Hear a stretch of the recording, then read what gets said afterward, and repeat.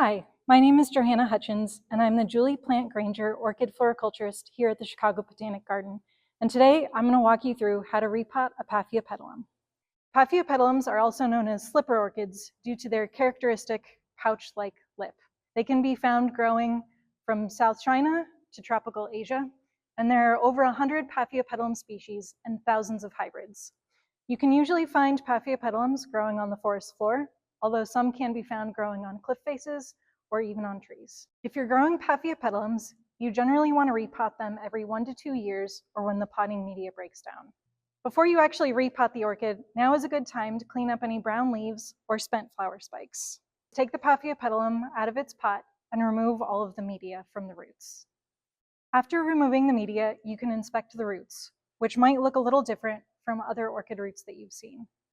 You can take this opportunity to remove any dead or damaged roots that you see. Make sure you sterilize your pruners between plants.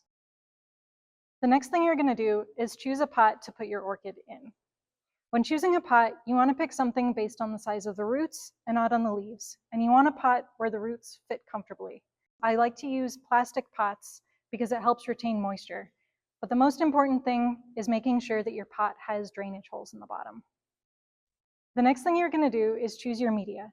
Paphiopedilums prefer a well-draining bark mix that contains other components such as perlite and charcoal. You're going to start by putting some media in the bottom of the pot and then situating your plant. Because Paphiopedilums are terrestrial, you want to make sure all of the roots are covered, and you can do this by making sure where the roots meet the fan is about ½ inch below the media surface. When covering the roots with the potting material, you can give the plant a couple of taps to make sure that the media is properly settled. Now that your orchid is repotted, the last step is to water it in.